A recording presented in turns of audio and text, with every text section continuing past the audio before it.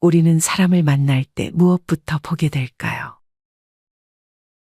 어떤 사람은 눈빛을 보고 어떤 사람은 말투를 봅니다.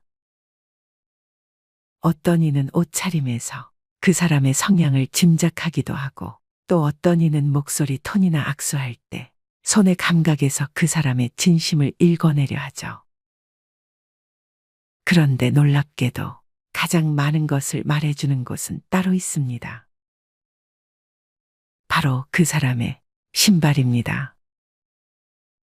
사람을 판단하는 기준으로 신발을 이야기하면 어딘가 가벼워 보인다는 말을 듣기도 합니다. 모습을 보고 섣불리 사람을 단정지어서는 안 된다는 말도 맞습니다. 하지만 신발은 다릅니다. 단순한 겉모습이 아닙니다. 신발은 그 사람의 생활이자 습관이며 그 사람의 내면이 오랜 시간 쌓여 바닥에 새겨진 결과입니다. 신발은 그 사람이 어떻게 걸어왔는지를 고스란히 보여주는 공간입니다. 말보다 정직하고 표정보다 솔직합니다. 말은 얼마든지 꾸밀 수 있지만 신발은 속일 수 없습니다. 나이가 들면 들수록 사람의 말보다 태도가 중요해진다고 합니다. 그리고 태도란 결국 반복된 습관에서 나오는 것입니다. 신발은 하루의 시작과 끝을 함께하는 물건이죠. 그것을 어떻게 신느냐, 어떻게 벗느냐, 어디에 두느냐는 그 사람의 기본적 품격을 보여주는 방식이 됩니다. 정서적으로 성숙한 사람은 신발을 조심히 벗고 가지런히 놓습니다. 바닥에 발자국을 남기지 않기 위해 조용히 걷고 무게를 균형 있게 나눕니다. 그런 사람은 대화에서도 중심이 잡혀 있고 어떤 말에도 쉽게 휘둘리지 않으며 상대를 향한 배려가 생활처럼 스며 있습니다. 반면 정서적으로 미성숙한 사람은 신발을 대충 벗고 바닥을 질질 끌며 걷고 자신이 지나간 자리에 먼지와 소란을 남깁니다. 말투에도 늘 예민한 가시가 있고 감정을 다루는 방식도 날카롭습니다. 발끝에 드러나는 버릇 하나가 그 사람의 인생을 이야기합니다. 지금부터 조금 오래된 이야기를 들려드릴까 합니다. 어느 한 중소기업의 면접장. 마지막 최종 면접에는 2명이 남았습니다. 학벌도 비슷하고 자격증도 엇비슷했으며 두 사람 다 성실하고 조용한 태도를 보였습니다. 면접관들은 고민에 빠졌습니다. 누구를 뽑는 게 옳은가? 그런데 한 부장급 면접관이 이렇게 말했습니다. 두 사람 다 괜찮지만 저는 이 지원자요. 이유요? 신발을 보고 결정했습니다. 주변은 순간 조용해졌습니다. 신발을 보고 사람을 뽑는다고.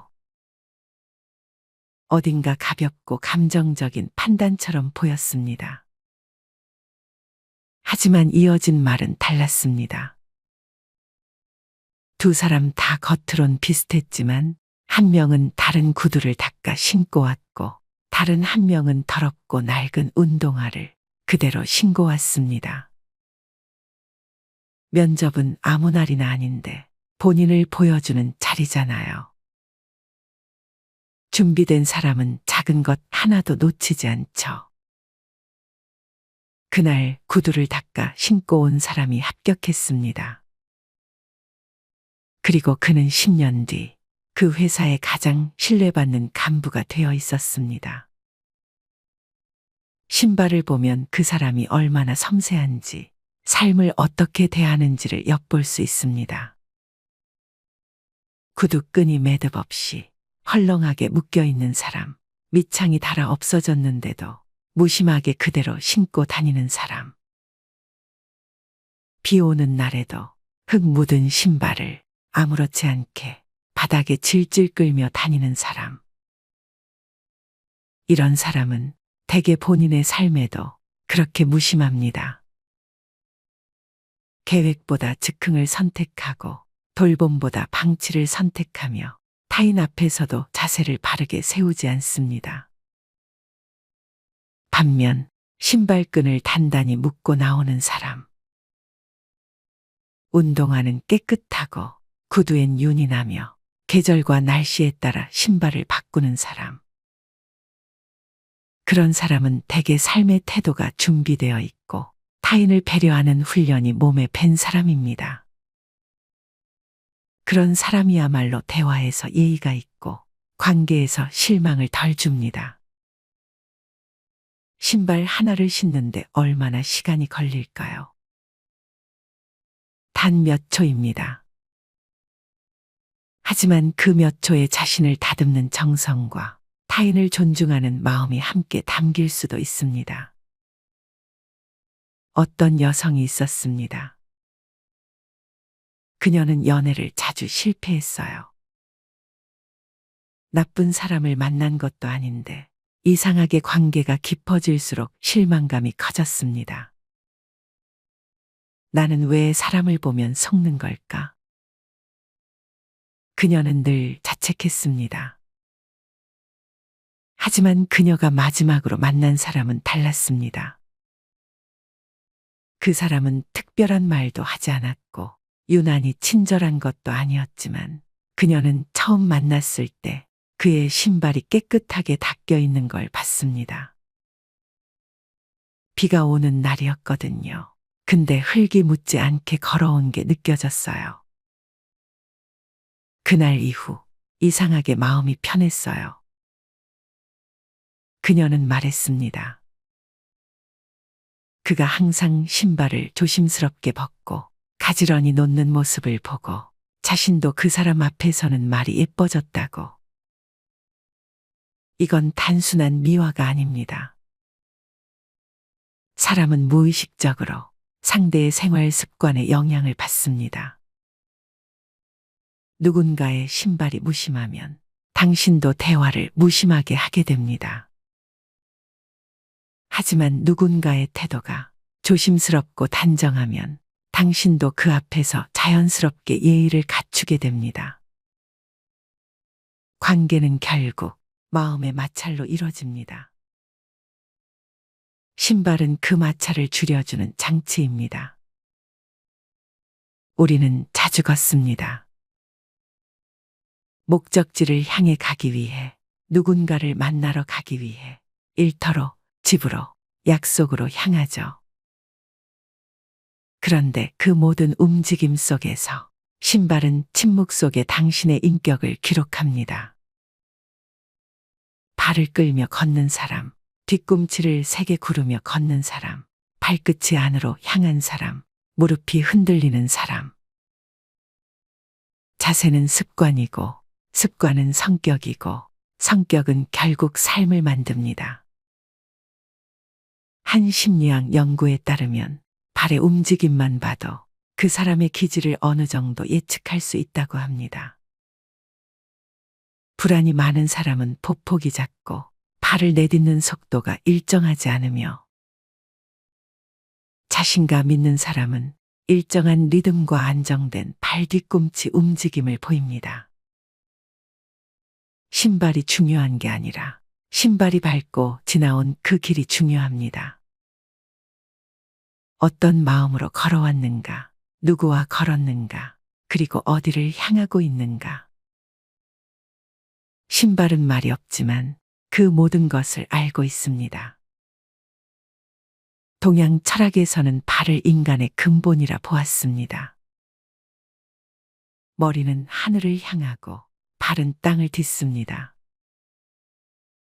하늘과 땅, 정신과 물질, 이상과 현실 사이를 이어주는 접점이 바로 발입니다. 맹자는 말했습니다. 행실은 발에서 시작된다. 행동은 생각보다 먼저 나가고 생각은 결국 습관으로 굳어지죠. 그리고 그 습관은 발끝에서 가장 먼저 드러납니다. 서 있는 방식, 걷는 방향, 무게를 주는 발의 축. 모두가 삶의 태도입니다. 쇼펜하우어는 말했습니다. 그 사람의 내면은 걷는 모습을 보면 알 수 있다. 철학자들이 이토록 몸의 무게중심에 주목했던 이유는 인간이란 결국 머리로만 존재하는 존재가 아니기 때문입니다. 우리는 발로 현실을 딛고 걸으며 관계를 맺고 인생을 이동합니다. 그래서 신발은 단순한 물건이 아닙니다. 내가 세상과 만나는 방식입니다. 이제 잠시 당신의 신발을 떠올려 보세요. 지금 신고 있는 신발은 어떤가요? 깨끗한가요? 끈은 단단히 묶여 있나요? 밑창은 닳지 않았나요? 정성 들여 고른 신발인가요? 아니면 아무렇게나 신게된 물건인가요? 그 신발은 지금 어디를 걷고 있나요? 출근길인가요? 누군가를 만나러 가는 길인가요? 혹은 혼자 있는 시간을 향한 길인가요?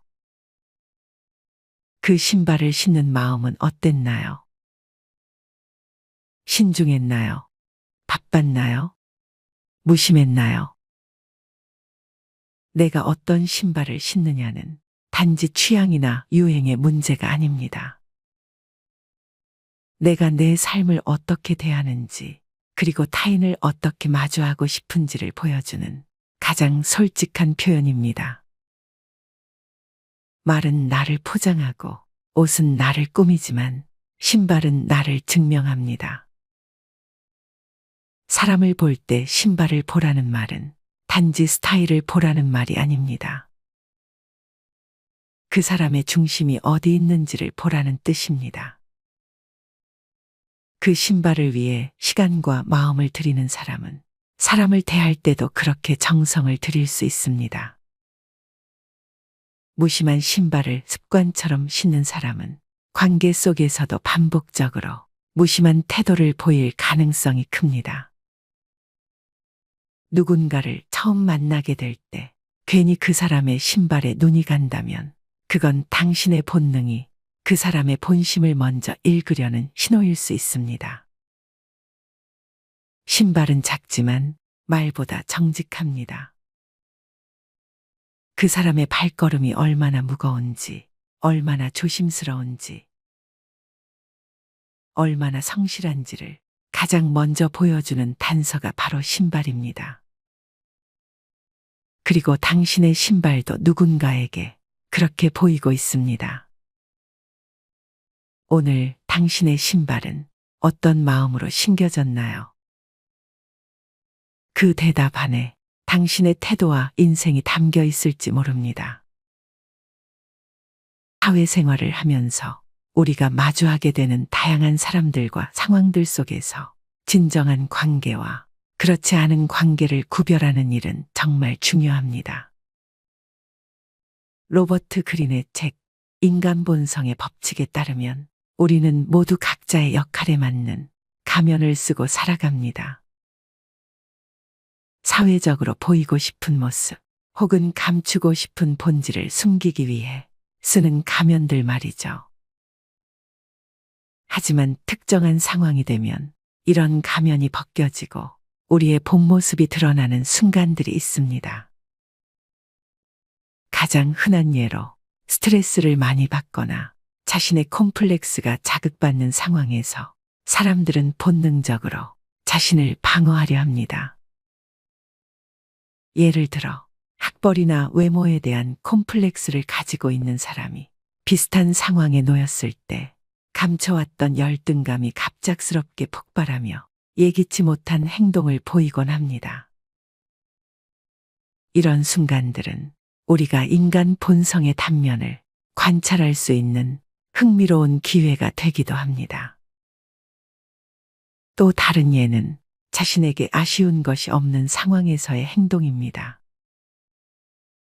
예를 들어 식당의 직원, 주차 관리 요원, 혹은 택시 기사님들을 대하는 태도를 보면 그 사람의 진정한 모습을 확인할 수 있습니다. 이런 상황에서 예의와 존중을 보이지 않는 사람이라면 그들의 인간성을 다시 한번 생각해 볼 필요가 있습니다. 이러한 작은 행동들 속에서 우리는 진실된 인간관계를 파악하는 단서를 얻을 수 있습니다. 최근에 있었던 일화 하나를 소개할게요. 한 친구와 오랜만에 만나 점심을 먹기로 했습니다. 메뉴판을 보며 대화를 나누던 중 그 친구가 첫마디로 한 말은 "오늘 내가 맛있는 거 사주는 거지" 였습니다. 단순한 농담일 수도 있겠지만 이런 말에서 그 사람의 기본적인 태도와 가치관을 엿볼 수 있습니다.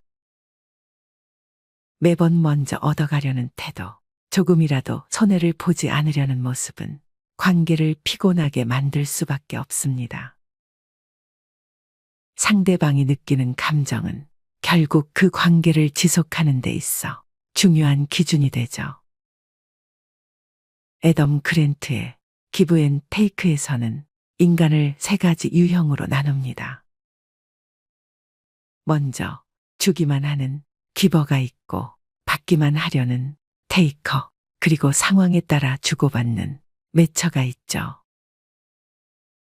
테이커의 행동이 계속되면 주변 사람들은 자연스럽게 경계심을 가지게 되고, 이는 결국 인간관계를 좁히고 고립시킬 가능성이 높아집니다. 이러한 관계의 반복은 결국 사회적 신뢰의 붕괴로 이어질 수 있습니다. 그렇다면 우리가 신뢰할 수 없는 사람을 어떻게 구별할 수 있을까요?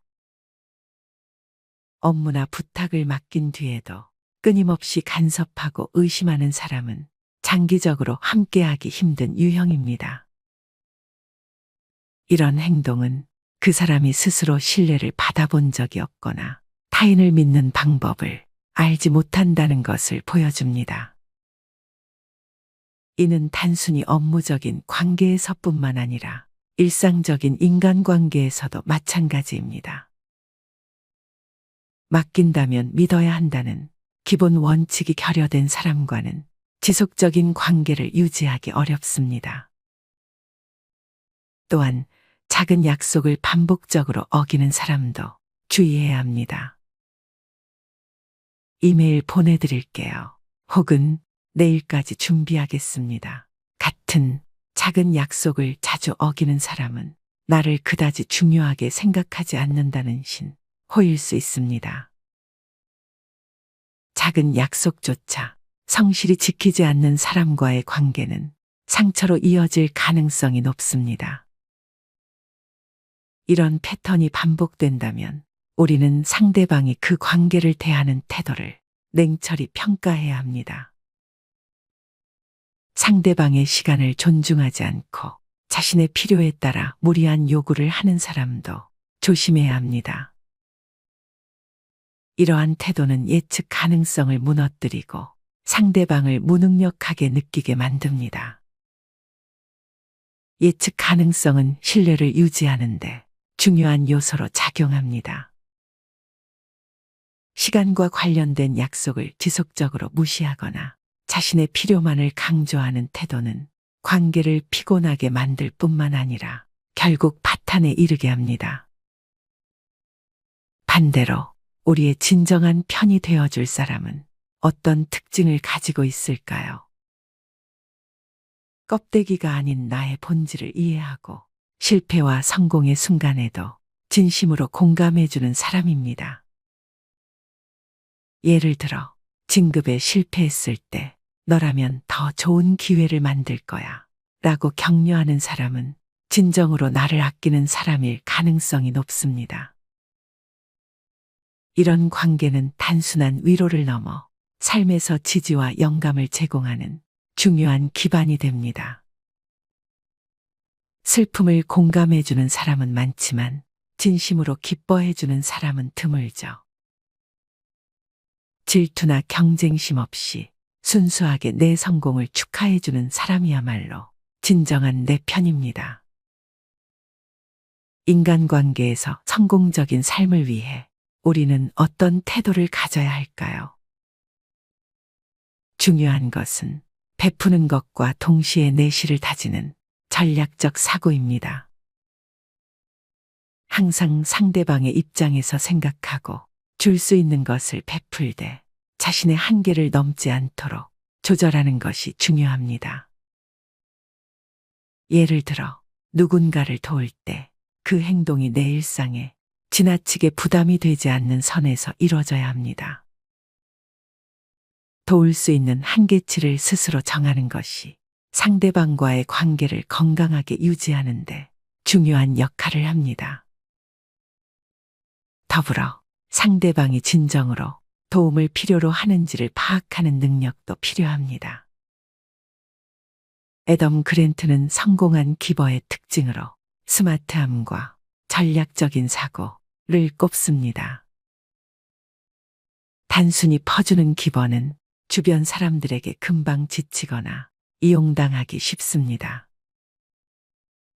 그러나 전략적인 기버는 자신이 베푸는 행위가 어떤 긍정적인 영향을 미칠지 계산하고 그것이 자신에게도 좋은 결과를 가져오도록 조율합니다. 진정한 인맥은 무조건 퍼주는 관계가 아니라 서로에게 긍정적인 영향을 주고받는 균형 잡힌 관계에서 나옵니다. 또한 진정한 내 편을 알아보는 데 중요한 기준은 기쁨과 슬픔을 함께 나눌 수 있는 사람인지 확인하는 것입니다. 슬픔의 순간에 진심으로 위로해주는 사람은 많습니다. 하지만 기쁨의 순간에 진심으로 축하해주는 사람은 드물죠. 질투나 비교 심리 없이 나의 성공을 기뻐해주는 사람은 삶에서 가장 소중한 인연이 될 수 있습니다. 이처럼 인간관계는 우리의 삶에 깊은 영향을 미칩니다. 관계는 단순히 더 많은 사람을 만나는 것이 아니라 소수의 진정한 관계를 맺는 데서 진정한 가치를 발견할 수 있습니다. 또한 관계 속에서 나 자신을 더 잘 이해하고 성장할 기회를 얻을 수 있습니다. 건강한 관계는 단순히 스트레스를 줄이는 것을 넘어 삶의 질을 향상시키는 중요한 요소입니다. 인간관계의 본질은 단순히 주고받는 행위를 넘어 서로의 삶에 지속적으로 긍정적인 영향을 미치는 데 있습니다. 건강한 인간관계는 우리의 정서적 안정을 가져다 줄 뿐 아니라 목표를 향한 동기부여의 원천이 되기도 합니다. 예를 들어 좋은 친구나 동료와의 깊은 대화는 때로 우리가 직면한 어려움을 극복할 수 있는 새로운 시각을 제공합니다. 또한 이러한 관계는 우리가 더욱 생산적이고 창의적으로 삶을 살아가도록 도와줍니다.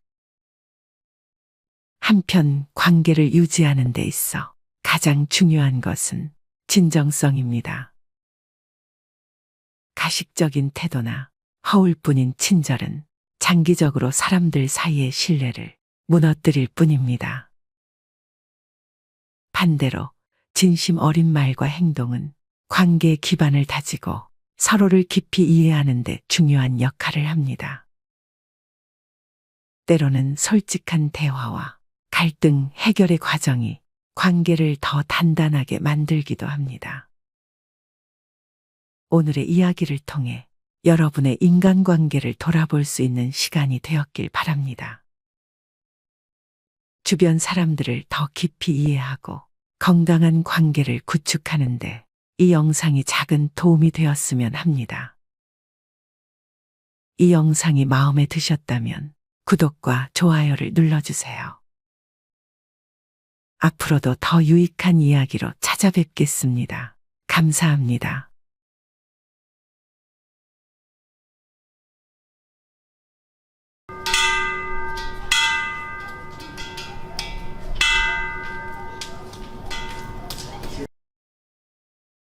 여러분은 혹시 이런 적 있으신가요? 결혼한 자녀가 집에 온다고 했을 때 한편으론 반갑고 기쁘지만 마음 한구석엔 어쩐지 준비할 게 많아지고 긴장이 되고 심지어 부담이라는 단어가 떠오른 정말입니다. 처음엔 그렇지 않았습니다. 결혼하고 처음 찾아왔을 때는 손에 과일 한 상자 들고 들어오는 모습만 봐도 뭉클했죠. 그런데 어느 순간부터였습니다. 들어오자마자 아이 짐부터 쏟아놓고 신발도 제대로 벗지 않고 냉장고 문을 아무렇지 않게 여닫고 화장실 불은 켜놓은 채 그대로 나가고 손주들은 소파 위를 뛰어다니고 엄마, 여기 이불 좀 더 있어? 아빠, 리모컨 어디 있지? 그 말들 속에는 배려보다는 익숙함이 가득했고 그 익숙함이 어느새 부담으로 바뀌는 데는 오래 걸리지 않았습니다. 오늘은 그런 이야기입니다. 왜 결혼한 자녀가 집에 오면 부모는 반갑기도 하지만 한편으론 싫다는 마음까지 들게 되는 걸까요? 이건 단순한 피로의 문제가 아닙니다. 사랑하지만 그래서 더 복잡해진 관계에 대한 이야기입니다. 이제부터 그 마음속에 담긴 5가지 이유를 찬찬히 풀어보겠습니다. 첫 번째, 손님도 식구도 아닌 애매한 존재가 되어버린 자녀. 결혼 전엔 명확했습니다. 내 자식, 내 가족. 하지만 결혼한 이후에는 이야기가 달라집니다. 이제 그들은 자기 가족이 있는 사람들입니다. 다른 집안의 분위기, 다른 생활 리듬, 다른 기준이 그들에게 생겼습니다. 그런데 그들이 친정이나 시댁에 오면 그 새로운 기준과 방식이 고스란히 함께 따라옵니다. 엄마, 우리 집에서는 이렇게 해. 어머님, 이건 저희 쪽은 좀 다르게 해요. 그 말들은 때로 이 집의 방식은 틀렸다는 뉘앙스로 들리기도 합니다. 그래서입니다. 자식이긴 한데 내 집에 들어온 순간부터는 완전히 식구도 아닌 그냥 편한 손님도 아닌 아주 미묘한 존재가 되어버립니다. 그 애매함이 마음을 불편하게 만듭니다. 두 번째, 자식보다 짐이 먼저 들어옵니다. 자녀가 온다고 하면 가장 먼저 준비하는 건 늘 방과 이불입니다. 아이 침대, 놀이매트, 기저귀 쓰레기통, 젖병 소독기, 아이 간식, 며느리의 화장품 가방, 사위의 슬리퍼까지. 하루 이틀 머문다지만 거실은 이미 점령당한 전쟁터가 됩니다. 부엌은 원래 우리 집 부엌이 아닌 것처럼 복잡해지고 냉장고는 손주 우유와 반찬통으로 가득 찹니다. 자식이 온 게 반가운 건 사실이지만 사실상 내 일상 공간이 무너지는 순간부터 마음 한구석이 허전해지고 심지어 침범당했다는 감정까지 듭니다. 그건 자식이 밉기 때문이 아니라 오히려 내가 사는 집인데 내 공간이 없어졌구나 하는 상실감 때문입니다. 세 번째, 오는 날보다 가는 날이 더 힘든 이유. 자녀가 온 날은 시끌벅적합니다. 정신도 없고 할 일도 많고 웃음도 많습니다. 하지만 정말 부모를 지치게 만드는 건 돌아간 후입니다. 집안 곳곳에 흩어진 조카 장난감, 화장실에 남은 수건, 씻기지 않은 컵, 절반 남은 반찬통, 이불을 털 때 떨어지는 머리카락. 그리고 무엇보다 무거운 건 그 조용함입니다. 아까까지만 해도 웃음소리가 가득했던 것이 돌아간 후엔 왠지 더 공허하게 느껴지는 순간. 그게 자식을 다시 보게 만드는 순간이기도 합니다. 네 번째, 효도보다 당연함이 앞서기 시작할 때. 어릴 적엔 자식들이 부모에게 물 한 잔 따라주며 엄마 힘들지 하고 물었습니다. 하지만 결혼하고 난 후 부모는 다시 기반이자 서포트가 되어야만 합니다. 우리 오늘 집에서 밥 먹고 가면 되지. 냉장고에 반찬 좀 싸가도 되지. 효도는커녕 오히려 점점 더 많은 것을 기대하고 그 기대가 부담으로 변합니다. 어느 순간부터 자식이 집에 오면 부모는 준비부터 합니다. 그게 반복되면 사랑도 피로해집니다. 다섯 번째, 함께 있어도 정작 마음은 멀어졌음을 느낍니다. 가장 가슴 아픈 이유는 이것입니다. 같은 공간에 있지만 마음은 옛날처럼 다정하지 않다는 걸 깨닫는 순간입니다. 자식은 휴대폰을 보거나 TV를 보고 부모는 부엌에서 조용히 설거지를 합니다. 이야기를 나누는 시간보다 그저 같이 있는 시간만 지나가는 경우가 많습니다. 우리 애가 어릴 땐 이렇게 멍하니 앉아 있지 않았는데 언제부턴가 애가 나한테 말을 먼저 한 거네. 그런 순간들이 쌓이면 자식이 집에 온다 해도 설렘보다는 준비를 먼저 떠올리게 됩니다. 그게 부모입니다. 그래서 결론은 하나입니다. 자식이 밉거나 사랑이 식어서가 아니라 그저 마음이 달라졌음을 인정하는 시간이 필요하다는 겁니다.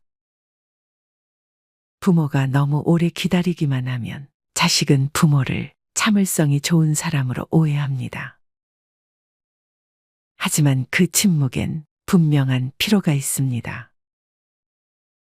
결혼한 자녀가 부모의 집에 올 때 부디 이렇게 말해줬으면 좋겠습니다. 엄마, 나 오늘 좀 귀찮게 할지도 몰라. 미안해. 아빠, 집에 오면 마음이 편해서 또 누워버렸네. 미안해요. 그 말 한마디면 됩니다. 부모는 자식에게 뭔가 바라는 존재가 아니라 그저 존중받고 싶은 존재입니다. 그것만 잊지 않는다면 결혼한 자식이 집에 와도 그 집은 여전히 따뜻한 고향일 수 있습니다. 정희 씨는 올해로 72세가 되었습니다. 남편이 세상을 떠난 지 벌써 20년이 넘었습니다. 남편이 세상을 떠나고 난 후 그녀는 홀로 두 아들과 딸 하나를 키우며 살아왔습니다. 남편이 떠난 순간부터 정희 씨의 삶은 오로지 자식들을 위해 존재했습니다. 자식들을 잘 키우고 그들이 세상에서 당당하게 살아갈 수 있도록 뒷바라지하는 것이 그녀의 인생의 목적이 되었습니다. 정희 씨는 자식들이 자신과는 다른 더 나은 삶을 살길 바라며 누구보다 열심히 그들을 돌봤습니다. 정희 씨의 삶은 끊임없는 고난과 희생의 연속이었습니다. 남편 없이 혼자 아이 셋을 키운다는 건 결코 쉬운 일이 아니었습니다. 생활비를 벌기 위해 새벽부터 밤늦게까지 일했고 집에 돌아오면 자식들의 끼니를 챙기고 학교 생활을 돕는 일에 바빴습니다. 그녀는 스스로에게 쉴 틈을 주지 않았습니다. 아이들이 자라는 동안 정희 씨는 자신의 삶이 존재하지 않는 것처럼 느껴지기도 했습니다. 그녀의 하루하루는 자식들을 위한 희생으로 채워져 있었습니다. 자식들이 자라면서 정희 씨는 그들의 성공을 위해 더욱 헌신했습니다.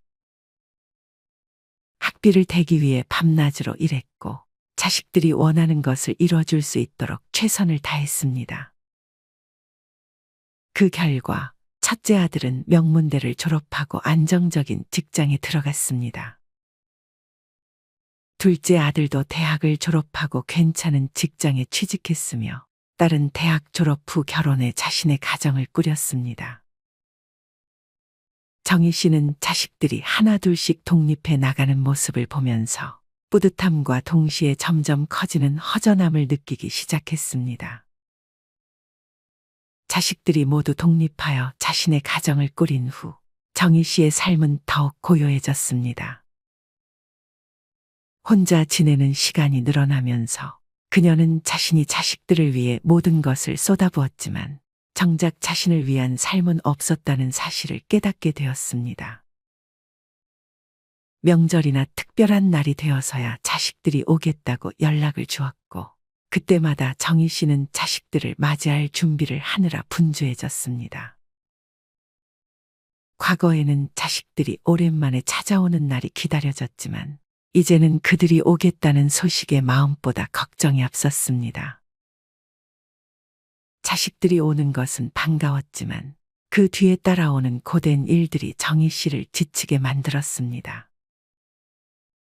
자식들이 찾아올 때마다 정희 씨는 몇 날 며칠을 걸려 집을 청소하고 음식을 준비했습니다.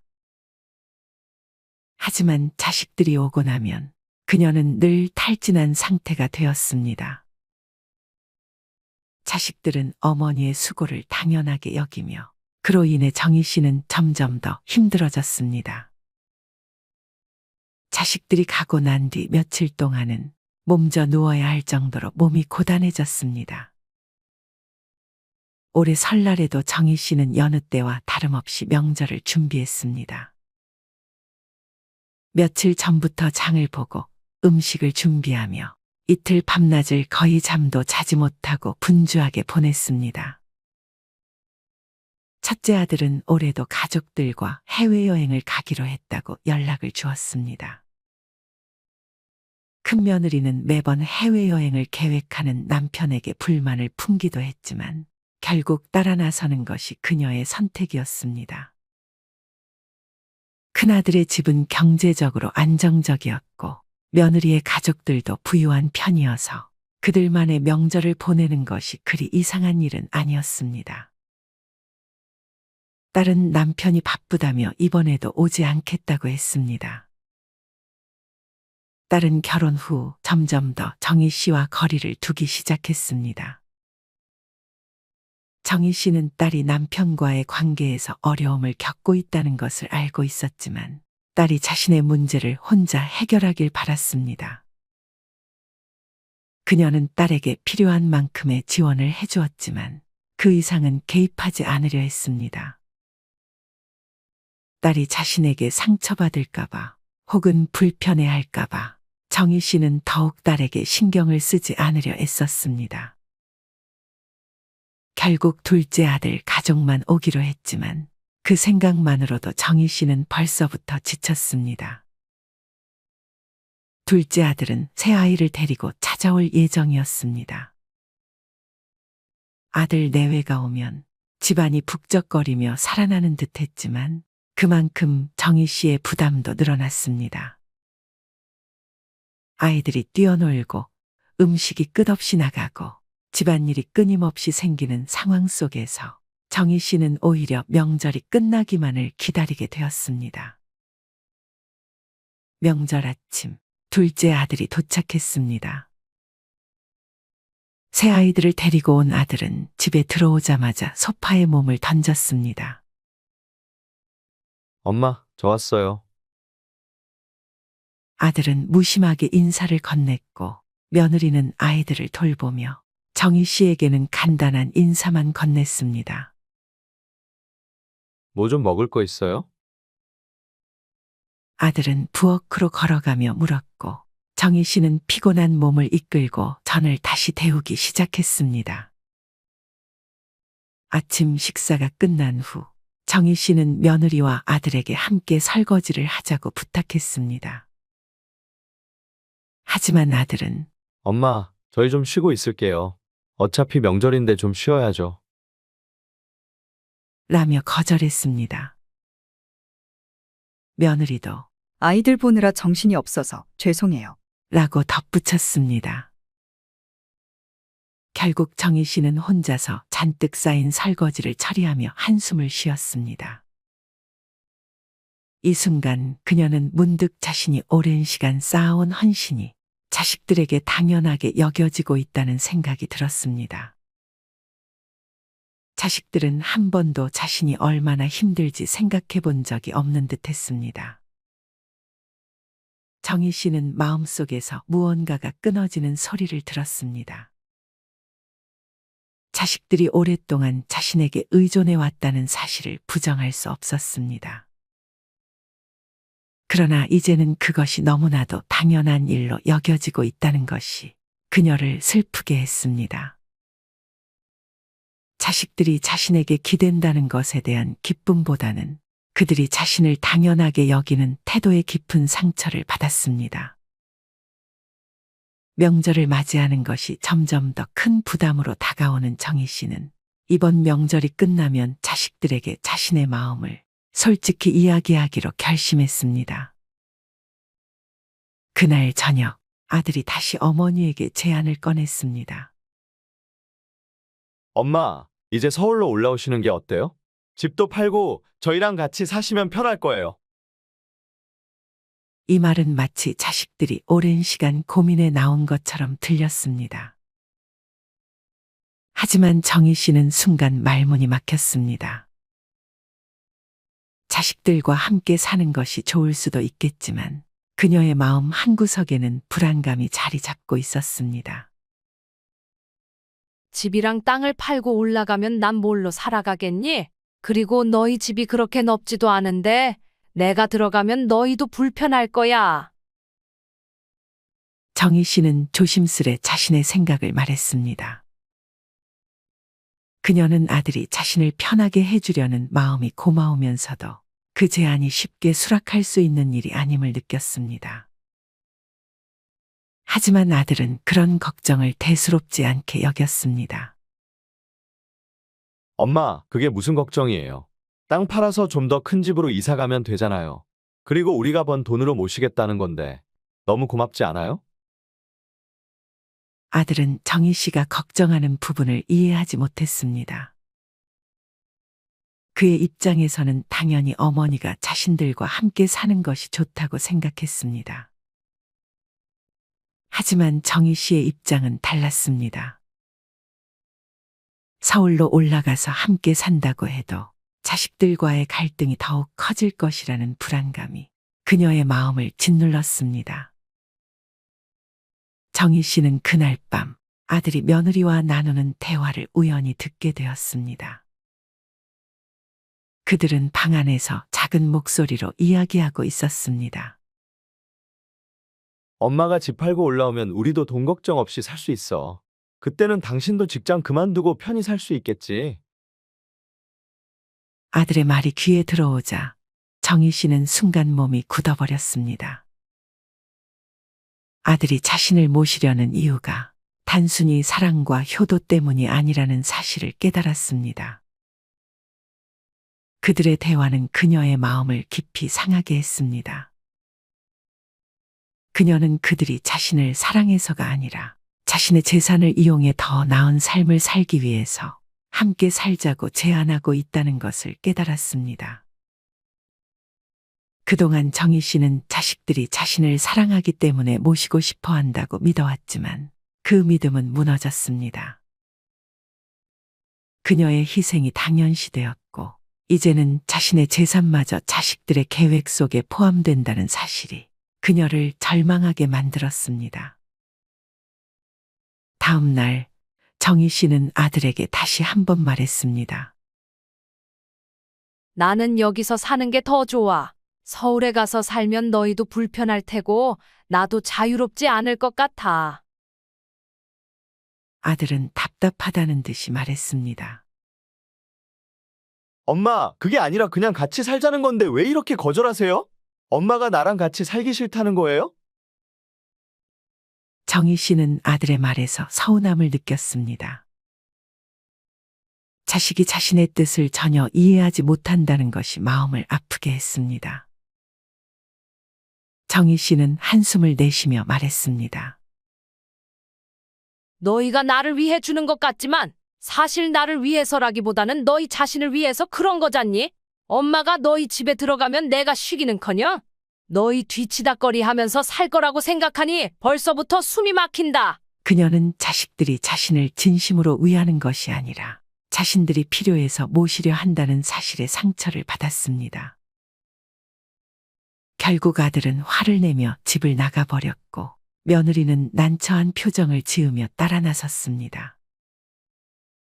아이들만 남겨두고 떠난 자식들을 보며 정희 씨는 혼자 집안을 정리했습니다. 이번 명절이 마지막일 것 같다는 생각이 들었습니다. 자식들이 반갑긴 하지만 더 이상 그들을 위해 자신을 희생하는 삶은 살지 않겠다고 결심했습니다. 그녀는 이제 더 이상 예전처럼 자식들의 방문을 기다리지 않기로 했습니다. 며칠 뒤 둘째 아들이 다시 집을 찾았습니다. 이번에는 정희 씨를 설득하기 위해 준비해 온 듯 보였습니다. 엄마, 다시 한번 생각해봐요. 이제 나이도 많으신데 혼자 살면 위험하잖아요. 우리가 도와줄게요. 아들은 끈질기게 설득하려 했습니다. 하지만 정희 씨는 더 이상 마음을 돌릴 수 없었습니다. 너희가 나를 걱정해주는 마음은 고마워. 하지만 난 여기가 좋다. 여기서 내가 하고 싶은 대로 살고 싶다. 너희랑 같이 살면서 불편하게 지내고 싶지 않아. 정희 씨의 단호한 말에 아들은 더 이상 설득할 말을 찾지 못했습니다. 그는 어머니가 자신들과 함께 사는 것이 좋을 것이라는 믿음이 강했지만 정희 씨의 입장은 달랐습니다. 그녀는 서울로 올라가면 자신이 자식들에게 의지하게 될 것이라는 사실을 두려워했습니다. 그러던 중 정희 씨는 우연히 아들이 또 다른 통화를 하는 것을 들었습니다. 이번에도 며느리와의 대화였습니다. 당신도 엄마가 올라오시면 편하잖아. 당신 직장 그만두고 아이들 키우기만 하면 되니까 돈 걱정도 덜고. 아들의 말이 들려오자 정희 씨는 더 이상 참을 수 없었습니다. 아니, 싫다 그러네. 어떡하냐? 그럼 당신이 내일 애들이라도 데리고 내려와봐. 아들의 목소리가 들리자 정희 씨는 문을 열고 들어갔습니다. 내일 안 와도 된다 그래라. 정희 씨가 갑자기 나타나자 아들은 깜짝 놀라며 몸을 일으켰습니다. 엄마, 그게 무슨 말씀이세요? 아들은 어리둥절해하며 물었습니다. 정희 씨는 차분하지만 단호한 목소리로 말했습니다. 너희 와도 하나도 안 반가우니까 오지 말라 그러라고. 아들은 당황한 듯 물었습니다. 무슨 말씀이세요? 엄마, 저희가 뭐 그렇게 잘못했나요? 정희 씨는 한숨을 쉬며 대답했습니다. 너희만 불편한 줄 아니? 나도 너희가 오면 힘들고 불편하다. 그래도 자식이니까 참은 거지. 그런데 너희는 그런 엄마를 부려먹으려는 생각밖에 없지 않니? 아들은 억울하다는 듯이 말했습니다. 그건 남들도 다 그러고 살아요. 저도 나중에 애들이 커서 오면 엄마처럼 하겠죠. 정희 씨는 더 이상 참을 수 없었습니다. 정말 지긋지긋하다. 집에 와서도 누워서 손가락 하나로 엄마 부려먹고 무슨 왕이라도 되는 것처럼 뭐든지 다 해줘야 해? 너희가 좀 와서 늙은 어미 도와줄 생각은 못해? 집에 거지가 와도 대접해서 보내라는 말이 있는데 엄마는 자식을 이렇게 박대해도 되는 거야? 내가 너희를 언제 박대했니? 거봐라. 엄마가 여태 너희에게 해준 건 눈꽃만큼도 생각하지 않았잖아. 그녀는 울먹이며 말했습니다. 힘들어도 차려줄 수 있어. 그런데 부모 등골 빼먹으려는 자식도 참아야 하는 거야. 아들은 그제야 입을 열었습니다. 아니, 등골 빼먹는다니 무슨 말을 그렇게 하세요? 정희 씨는 더 이상 아들과의 대화를 이어갈 수 없었습니다. 됐어. 잔말 말고 이제 너희 집으로 돌아가. 다시는 여기 오지 마라. 정희 씨는 차갑게 말하며 아들을 향해 문을 열었습니다. 아들은 마지못해 집을 나섰습니다. 그는 화가 난 듯 발걸음을 옮기며 중얼거렸습니다. 엄마, 이렇게 나 보내고도 마음이 편하겠어요? 정희 씨는 눈물을 훔치며 대답했습니다. 그래, 내가 가야 내가 발벗고 잠자겠다. 그녀는 힘겹게 아들을 떠나보냈습니다. 이번이 마지막이라는 것을 알고 있었습니다. 아들이 떠난 뒤 정희 씨는 홀로 남아 집안을 정리하며 조용히 눈물을 흘렸습니다. 그 눈물에는 자식들을 사랑하는 마음과 함께 자신을 지키기 위한 결단의 눈물이 섞여 있었습니다. 이제는 더 이상 자식들에게 기대지 않고 자신을 위한 삶을 살아가기로 한 정희 씨. 그 결단은 오랜 시간 동안 마음속에 쌓여온 갈등을 해결하기 위한 최선의 선택이었습니다. 정희 씨는 그날 이후로 더 이상 명절이 두렵지 않았습니다. 자식들을 위해 무리하게 준비하지 않아도 되는 삶, 그리고 자신을 위해 시간을 쓸 수 있는 삶을 맞이하게 된 것입니다. 자식들이 보고 싶으면 자신이 가서 만날 것이고, 홀로 있는 시간도 즐기기로 했습니다. 정희 씨는 이제 새로운 삶을 시작했습니다.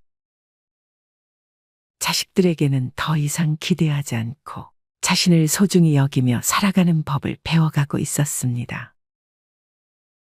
그녀는 이제 비로소 자신을 위한 삶을 살아가고 있었고 그 속에서 진정한 평안을 찾았습니다. 정희 씨는 이 결단이 옳았다고 믿습니다. 자식들에게 더 이상 희생하지 않고 자신의 존엄성을 지키며 살아가는 것이 무엇보다 중요하다는 것을 깨달았습니다. 그녀는 그렇게 자신을 위해서 그리고 자식들과의 관계를 건강하게 유지하기 위해 결단을 내린 것입니다. 자식들이 언젠가 어머니의 결정을 이해할 날이 오리라 믿으며 그녀는 자신의 선택을 후회하지 않았습니다.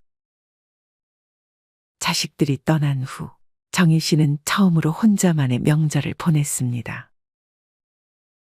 조용한 집안에서 그녀는 오랜만에 평온을 느꼈습니다. 그녀는 자식들을 사랑했지만 이제는 그 사랑이 자신을 희생시키지 않도록 지키기로 결심했습니다. 그녀의 삶은 이제 자식을 위한 것이 아니라 자신을 위한 것이었습니다. 그리고 그 선택이 그녀에게 진정한 행복을 가져다 줄 것이라는 것을 확신했습니다.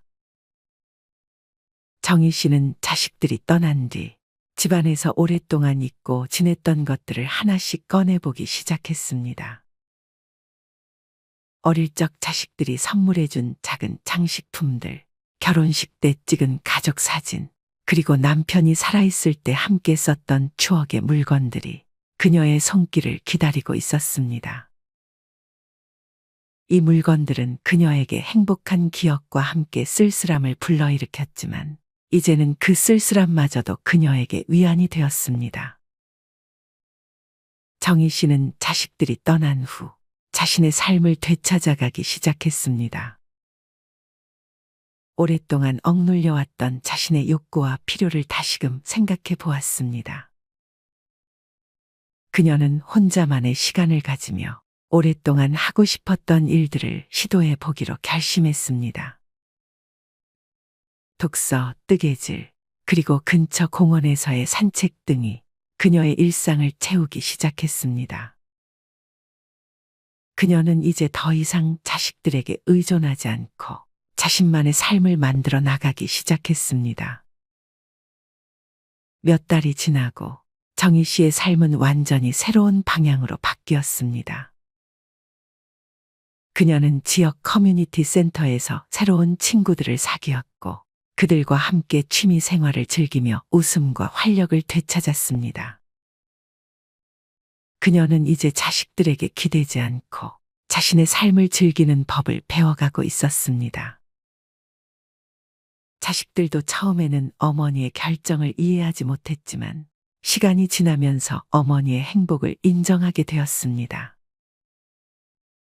정희 씨는 이제 자신을 소중히 여기며 살아가는 법을 완전히 익혔습니다. 그녀는 자신의 결단이 옳았음을 확신하며 자식들에게도 스스로의 삶을 소중히 여기는 법을 가르쳐 주고 싶었습니다. 그녀는 더 이상 자식들에게 의존하지 않고 자신을 위한 삶을 살아가기로 결심했습니다. 정희 씨는 자식들이 자신을 더 이상 희생시키지 않도록 단호하게 선을 그었습니다. 그리고 그 선은 자식들에게도 중요한 가르침이 되었습니다. 부모의 희생이 당연하지 않으며 부모 또한 자신의 삶을 살아갈 권리가 있다는 사실을 자식들에게 깨닫게 해주었습니다. 이제 정희 씨는 더 이상 과거의 습관에 얽매이지 않고 새로운 삶을 시작했습니다.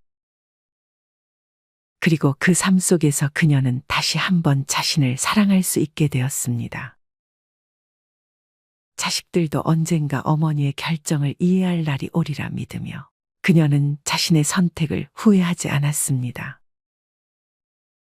정희 씨의 결단은 부모와 자식 간의 관계에서 중요한 가르침을 주며 진정한 사랑이란 서로의 행복을 존중하는 것임을 일깨워 줍니다. 이 사연을 들으며 무슨 생각이 드셨나요? 가슴 한켠을 뭉클하게 하는 사연입니다. 부모님은 자식 키워 결혼시키면 한시름 놓는다고들 합니다. 그러나 이제 손주 키워 초등학교 보내야 한시름 놓는 시대가 된 것 같습니다.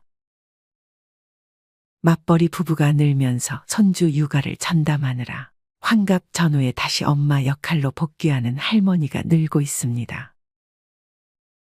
부모라는 존재, 특히 어머니는 근본적으로 자녀에게 필요한 존재가 되고 싶어 합니다. 자신으로 말미암아 자녀가 좀 더 나은 삶을 살았으면 좋겠고 그 결과에 자신의 노력이 기여하길 간절히 바랍니다. 이게 거의 모든 부모가 자녀의 삶에 집착하는 이유입니다. 한국의 부모는 자식 사랑이 남다릅니다. 내 자식과 관련한 일이라면 그 상대가 어떤 존재이건 온몸을 던져 방어하고 자신은 부족하고 힘들게 살더라도 자식만은 더 나을 길을 걷게 하고 싶어 합니다. 그 과정에서 종종 나를 상실한 채 오로지 자녀에게 올인하는 모습을 보이기도 합니다. 부모의 보호와 배려, 허용과 일방적인 물질 제공에 익숙해진 자식은 결코 부모를 존중하지 않습니다. 자신이 무엇을 해도 자신이 받게 될 혜택은 크게 다르지 않다는 걸 본능적으로 아니까요.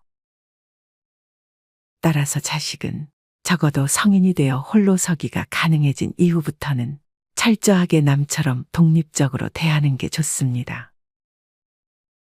우리는 부모 자식이라는 특별한 환상을 지니고 있습니다. 마치 태어나면서부터 엮인 운명적인 관계인 것처럼 다른 사람은 몰라도 적어도 부모, 자식에게는 하지 말아야 하는 말이나 행동이 존재하는 것처럼 말이죠. 하지만 부모와 자식 간의 관계도 그저 수많은 인간관계 중 하나일 뿐입니다.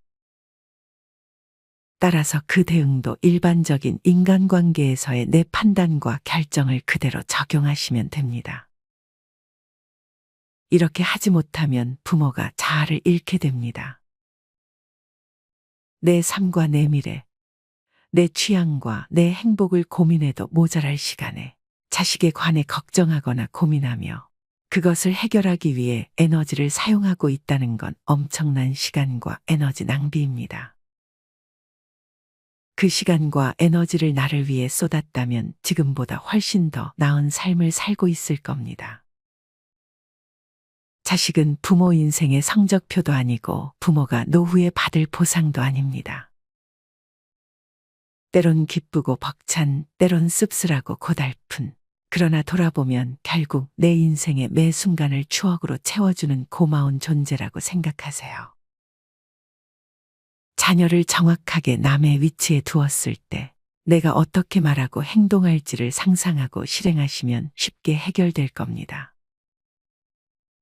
그런 실행 자체가 오히려 자녀의 건강한 삶을 위해 도움이 됩니다. 가족을 위해 나를 포기하거나 희생하는 것이 마치 미덕인 것처럼 포장되는 것은 우리 어머니들 세대까지로 충분합니다. 자식보다 남편보다 내가 먼저여야 합니다. 양보나 희생은 내 마음이 넉넉하고 풍족할 때 하시면 됩니다. 세상에서 가장 중요한 건 나이고 지금 나에게 가장 소중한 사람이 바로 내가 아끼고 관리해야 하는 대상입니다.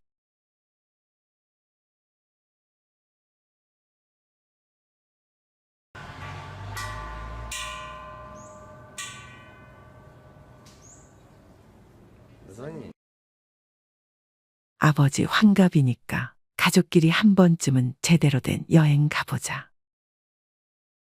그렇게 마음을 모아 형제끼리 갯돈을 만들고 항공권을 알아보고 단톡방이 북적이는 그런 시기. 숙소는 어디가 좋을지, 렌터카가 나을지 패키지가 나을지. 며느리는 조용히 링크를 공유하고 사위는 아무 말 없이 좋아요만 누릅니다. 공항에선 단체 사진도 찍고 우리도 이런 날이 있네 하며 부모님 손을 꼭 잡았던 그날. 그런데요, 그 여행이 끝나고 몇 달이 지난 지금 가족 단톡방은 한동안 조용했고 형제들은 모임을 한두 번 빠지기 시작하고 어머니는 주방에서 말없이 김을 굽다 눈시울을 훔치셨습니다. 그때는 웃으려고 갔는데 왜 이렇게 마음이 허전하냐. 60세 이후 가족여행. 분명히 마음으로는 효도고 사랑이었습니다. 하지만 현실에선 오히려 관계에 금이 가고 서로를 다시 보게 되는 시간이 되기도 했습니다. 작년 여름 이기준 씨는 아버지 환갑을 맞아 가족여행을 기획했습니다. 형, 기준 씨, 여동생, 그리고 부모님까지 총 6명. 형수와 매형은 처음엔 말을 아끼다 결국 끌려가듯 참여했고 기준 씨 아내는 여행 계획표를 밤마다 만들며 고생했습니다. 출국 전까지 분위기는 괜찮았습니다. 항공권도 예약했고 숙소도 괜찮아 보였고 단톡방에는 하루가 멀다 하고 맛집 링크와 현지 날씨 정보가 올라왔습니다.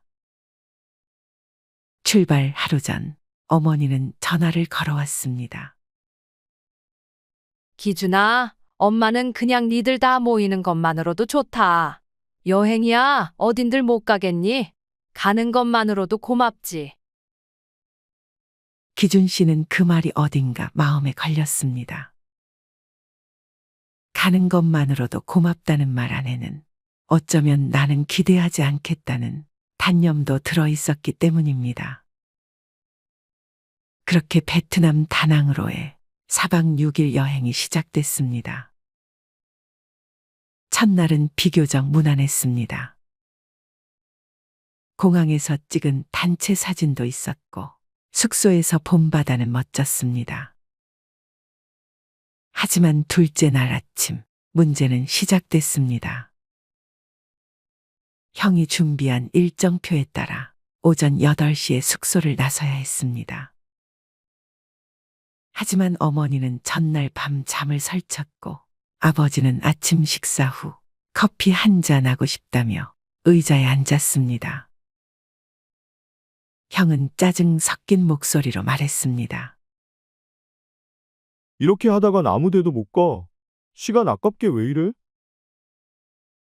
어머니는 아무 말 없이 서둘러 가방을 챙겼고 아버지는 커피잔을 비우지 못한 채 자리에서 일어섰습니다. 그날 일정은 강행군이었습니다. 계단이 많고 햇볕도 강했습니다. 어머니는 몇 번이고 좀 쉬었다 가자고 했지만 형은 엄마만 챙기다간 일정 다 꼬인다며 앞서 걸었습니다. 점심을 먹고 나서 기준 씨는 어머니에게 물었습니다. 엄마 괜찮아? 어머니는 웃으며 말했습니다. 응. 근데 엄마는 그냥 숙소에서 너희랑 수박이나 먹고 얘기하는 게 더 좋을 것 같다. 그 말이 자꾸 귓가에 맴돌았습니다. 셋째 날 아침부터 분위기가 어색했습니다. 형수는 아이 때문에 따로 움직였고 매형은 피곤하다며 일정을 빠졌습니다. 형은 그런 형수를 보며 말했습니다. 같이 왔으면 좀 같이 다니죠. 왜 맨날 빠져? 그 말은 결국 갈등의 불씨가 되었습니다. 저녁 식사 중 형수는 자리에서 일어났고 어머니는 조용히 가방 정리를 했습니다. 그날 밤 기준 씨는 주방에서 어머니가 물을 끓이는 모습을 보았습니다. 조용히, 아주 조용히 움직이는 그 모습에 그는 말을 잇지 못했습니다. 아무도 엄마 오늘 어땠어? 라고 묻지 않았던 하루였습니다. 그리고 다음 날 아침 누구도 생일 얘기를 꺼내지 않았지만 사실은 아버지 환갑날이었습니다. 아버지 휴대폰 위에 작은 메모지가 붙어 있었습니다. 여보 생일 축하해요. 그 쪽지를 보며 기준 씨는 순간 가슴이 턱 막혔습니다. 그러나 아버지는 별말 없이 쪽지를 접었고 형은 일정을 확인하느라 바빴습니다. 9시까지 이동해야 하니까 30분 안에 나가죠. 그날 일정은 전통시장 투어였습니다. 그러나 어머니는 끝내 숙소에 남았습니다. 나는 오늘 좀 쉴게. 너희끼리 다녀와. 모두가 알았습니다. 그 말은 단순한 피곤함이 아니라 조용한 단절이라는 것을. 시장에 다녀온 뒤 형수는 어머니를 위해 작은 향수를 사왔고 매형은 맥주를 사들고 돌아와 아버지에게 건넸습니다. 하지만 그 마음들이 도착하기엔 너무 늦은 듯했습니다. 아버지는 맥주를 받으며 말했습니다. 그래도 가족이니까 이런 날이 있는 것도 좋은 거지 뭐. 그 말엔 위로와 동시에 다가오지 못하는 서운함이 섞여 있었습니다. 그리고 마지막 날 밤 숙소 베란다에서 기준 씨는 부모님과 단둘이 앉았습니다. 아버지, 환갑 축하드려요. 저희가 좀 더 잘 준비했어야 했는데. 아버지는 웃으며 말했습니다. 됐어. 니들 바쁜데 이렇게라도 온 게 어디냐. 그 말 역시 됐어라는 단어에 쓸쓸함이 묻어 있었습니다. 어머니는 멀리 불꽃놀이를 바라보다가 작게 중얼거렸습니다. 다음엔 집 앞 공원이라도 괜찮겠다. 수박 썰어서 그늘에 앉아 있으면 그것도 여행이지. 그 말에 아무도 대꾸하지 못했습니다. 그 순간 기준 씨는 마음속으로 되뇌었습니다. 나는 왜 부모님 마음보다 일정이 더 중요했던 걸까? 이제야 알겠습니다. 효도는 크고 거창한 게 아니라 딱 그 사람의 속도와 마음에 맞춰주는 것이란 걸. 귀국 후 단톡방은 한동안 조용했습니다. 처음 며칠은 당연히 모두 피곤했을 거라 생각했지만 일주일이 지나고 열흘이 지나도 아무 말도 없었습니다. 형수는 단톡방에서 빠졌고 누나는 가끔 이모티콘 하나만 눌렀습니다. 어머니는 여전히 평범한 말투로 오늘 김장 담갔어요. 된장찌개 했어요. 같은 메시지를 남겼지만 예전처럼 돌아오는 답장은 없었습니다. 형은 여전히 바쁘다며 모임을 피했고 매형은 단체 모임 사진엔 잘 보이지 않았습니다. 기준 씨는 그 단톡방을 바라보다 어느 날 사진첩을 열었습니다. 그 여행 중 부모님이 바다를 배경으로 나란히 앉아 계신 사진. 어머니는 미소 짓고 있었고 아버지는 눈을 감고 있었지만 그 모습은 어쩐지 뒷모습 같았습니다. 기준 씨는 그 사진을 프린트해 액자에 넣어 부모님 댁에 가져다 드렸습니다. 우리 다음엔 가까운 데라도 셋이 가요. 아무 일정 없이 그냥 엄마 좋아하는 대로. 어머니는 말없이 웃으며 고개를 끄덕였습니다. 그제야 기준 씨는 그 여행이 끝난 날부터 진짜 효도가 시작되었다는 걸 알았습니다. 그리고 이제 우리가 기억해야 할 5가지가 있습니다. 60세 이후 가족여행이 상처로 남는 이유 5가지. 첫 번째, 부모와 자녀의 여행 목적이 다릅니다. 부모는 그냥 천천히 한적하게 걷고 싶습니다. 커피 한 잔 마시고 느릿느릿 풍경을 보는 게 좋습니다. 그런데 자식들은 마음이 다릅니다. 이왕 비행기 값 썼는데 많이 보고 와야지. 여기까지 왔는데 한 군데라도 더 봐야지. 그래서 부모는 말없이 따라다니다 지치고 자식은 왜 저렇게 느리냐고 답답해합니다. 서로 맞춰주지 못한 하루가 쌓이면 그 여행은 쉼이 아니라 체력 테스트가 되고 감정도 차곡차곡 상하게 됩니다. 두 번째, 돈 문제는 반드시 갈등을 불러옵니다. 이번엔 큰아들이 다 냈대. 아니, 반반 낸 걸 왜 지가 낸 것처럼 말하지? 부모님 귀에는 다 들립니다. 사위는 속으로 생각합니다. 이게 왜 내 지출이 되어야 하지? 며느리는 계산기를 두드리며 말하죠. 이거 다 우리 카드로 결제됐는데. 돈은 침묵으로 흘러가지만 그 침묵은 결국 가족 사이의 벽을 만듭니다. 세 번째, 며느리와 사위는 결국 가족이 아닙니다. 가족여행에서 늘 어색한 건 확실히 가족이 아닌 사람들입니다. 그들이 잘못했다는 게 아닙니다. 그저 아침에 일어나 인사할 타이밍도 애매하고 밥을 먹을 때도 누군가 먼저 나서야 분위기가 풀리는 그런 구조. 그러다 한번 며느리가 휴대폰만 보고 웃었을 때 어머니의 속마음이 울컥 올라옵니다. 여기까지 와서 가족이랑은 눈도 안 마주치네. 여행은 그런 마음을 키우는 시간일 수 있습니다. 네 번째, 어머니는 여행이 아니라 수발을 다녀옵니다. 아버지를 위한 여행이라지만 가장 고생하는 사람은 늘 어머니입니다. 아이 간식 챙기고 빨래하고 물 끓이고 형수 대신 밥 차리고 그러면서도 행복한 척을 해야 하니까. 그래서 어머니는 속으로 이렇게 말합니다.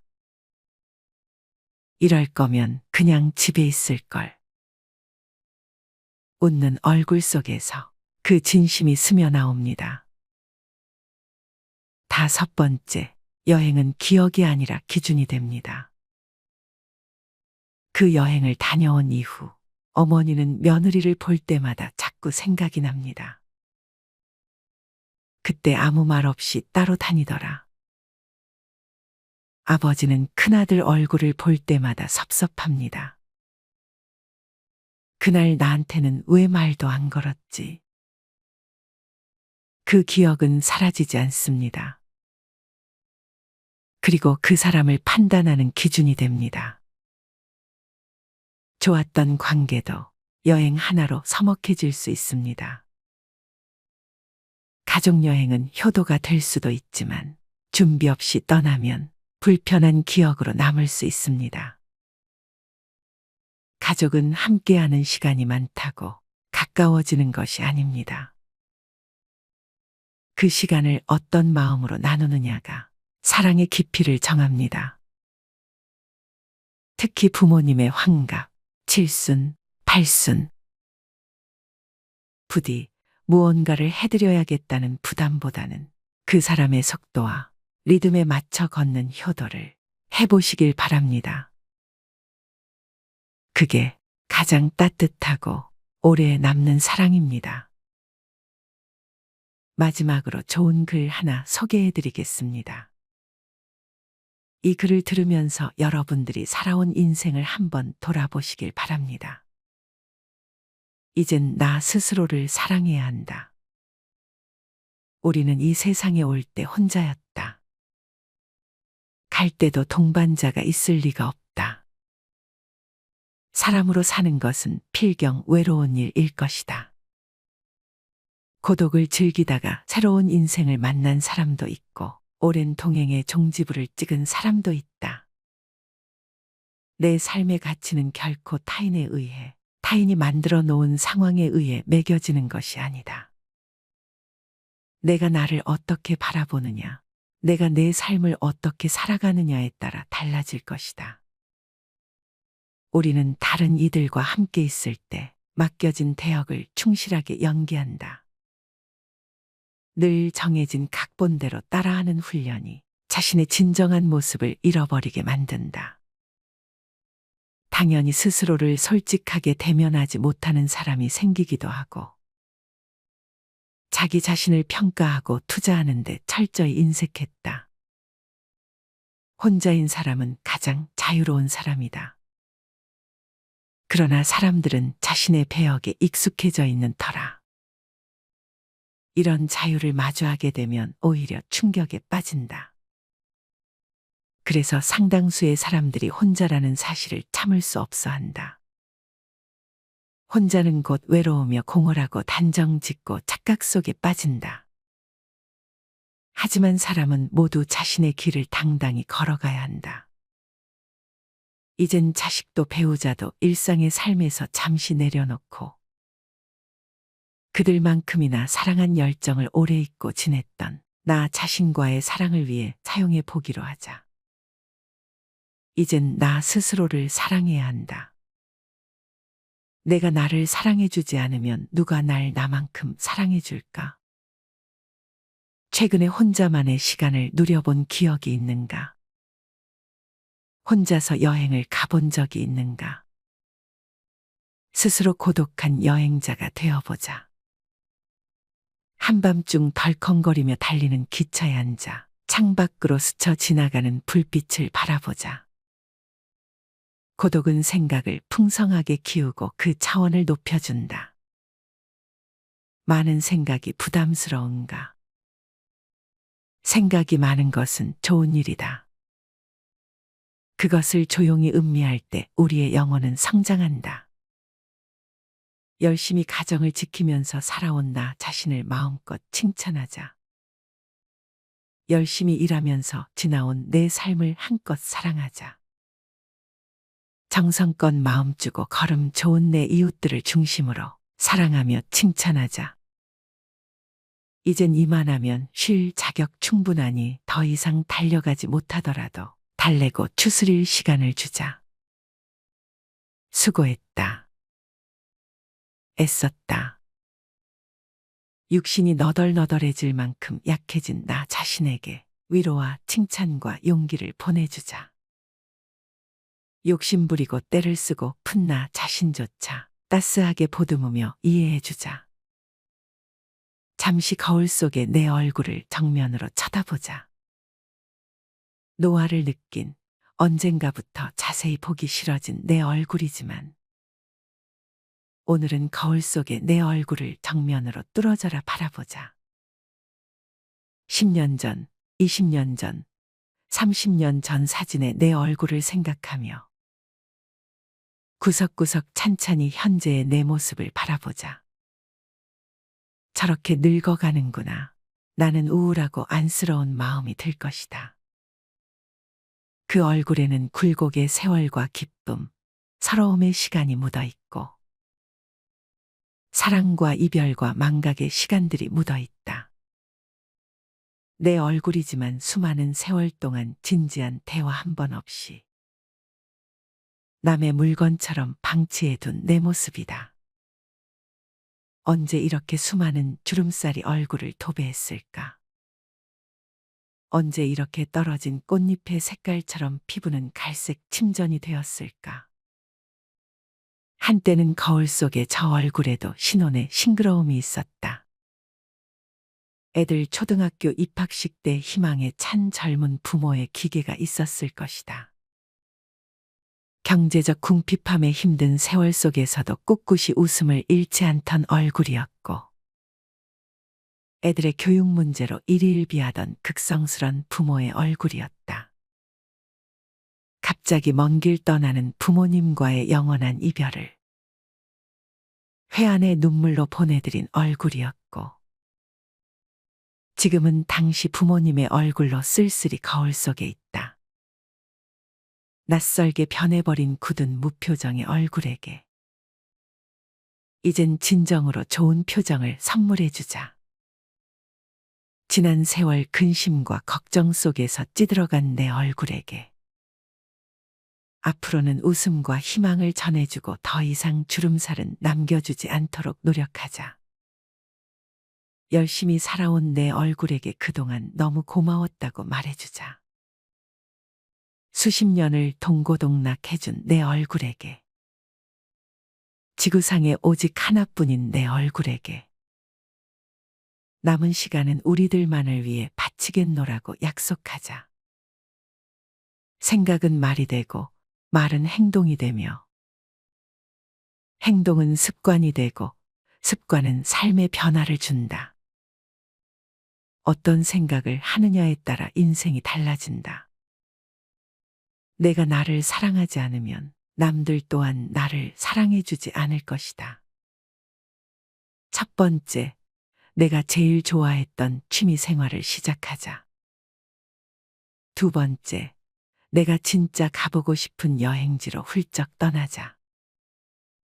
세 번째, 신발은 지금까지 신었던 가격보다 좀 비싼 걸로 투자하자.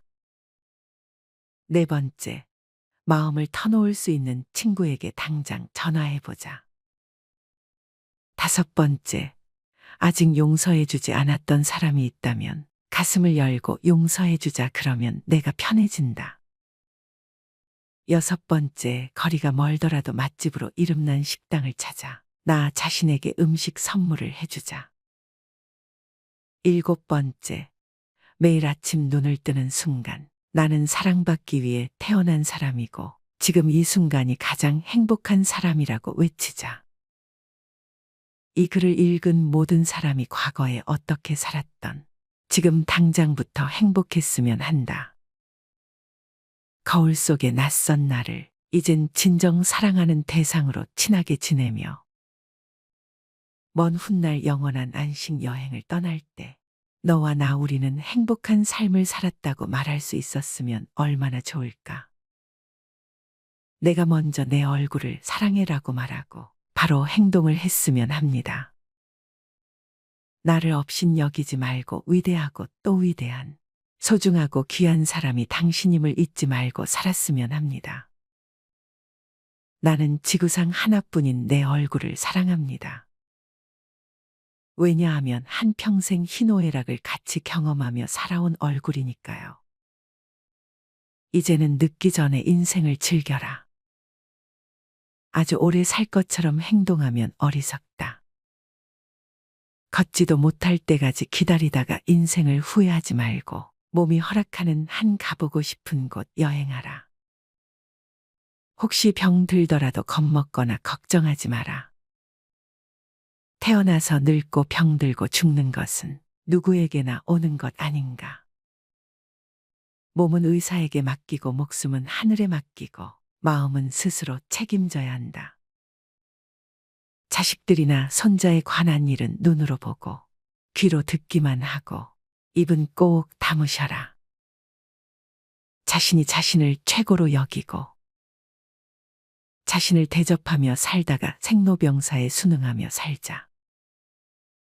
머물듯 가는 것이 세월인 것을